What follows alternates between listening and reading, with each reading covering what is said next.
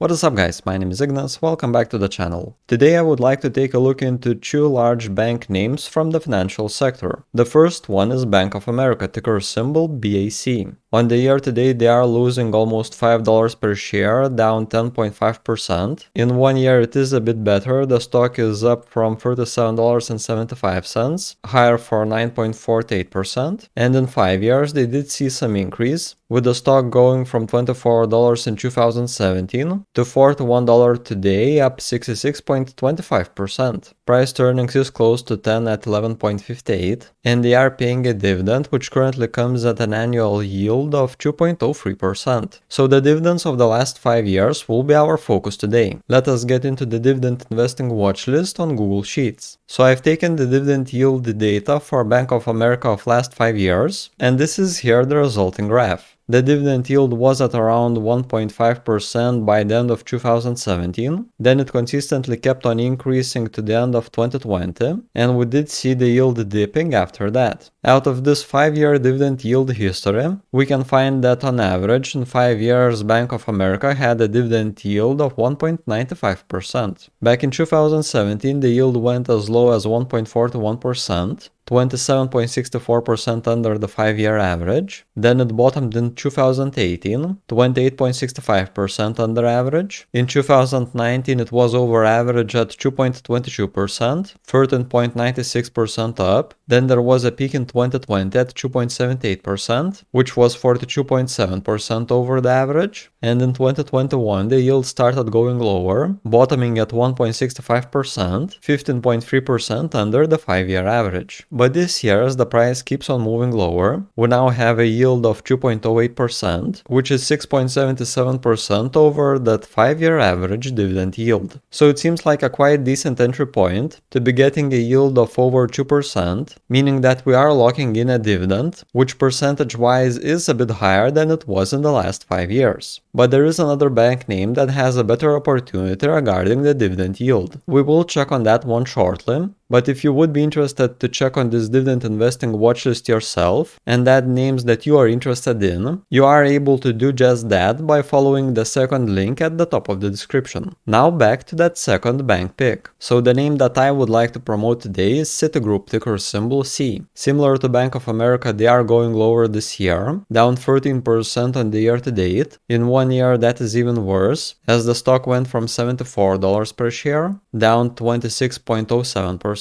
And in 5 years it pretty much went sideways, losing $5.50 per share or down 9.11%. On the other hand, they do have a very competitive price to earnings at 5.41, and their dividend yield is way above Bank of America's at 3.72%. But now let us go into the watch list to further check on the yield history. So here we have Citigroup's yields of last 5 years. Back in 2018 it was at just over 1%, then in a year it went up to 2.5%, then we had a spike to over 4% by the end of 2020, and now we are again closing to that 4% yield. Out of this dividend yield history, we can find that on average in 5 years, the yield for Citigroup was at 2.6%. So with the yield of 1.07% back in 2017, it is lower 58.91% compared to the 5-year average. Then in 2018, it went up to 1.45%, so 44.32% under average. In 2019, it was right there at average at 2.6%. Then in 2020 we saw a peak at 4.84%, so 85.85% over 5-year average. In 2021 we had the yield dipping to 2.83%, still 8.67% over 5-year average. And recently, with the price moving lower, dividend yield is at 3.77%, which is way above the 5-year dividend yield average, higher for 44.76%. This suggests that buying into Bank of America, we are getting a yield that is a bit higher than its 5-year average, but in Citigroup's case, we would be locking a dividend yield that is almost 50% higher than it has been in the last 5 years. So we could be looking into an interesting opportunity to get into the stock right now. But how sustainable are these dividends? I would like to add 2 more points: dividend payout increases and the payout ratio. So the graph in the middle shows Citigroup's trailing 12 months dividend payout 5-year history. Back in 2017 they paid 56 cents per share, then by 2018 that increased to $1.14. In 2019 there was a bit of a slowdown, where the trailing 12-month payout was at $1.29. Then for 2020 it kept on increasing to $1.89. 2021 payout is at $1.97. And as of the latest report of 2022, the trailing 12 months payout is at $2.02. So even though we had more growth back in 2017 and 2018, the increases slowed down in 2019.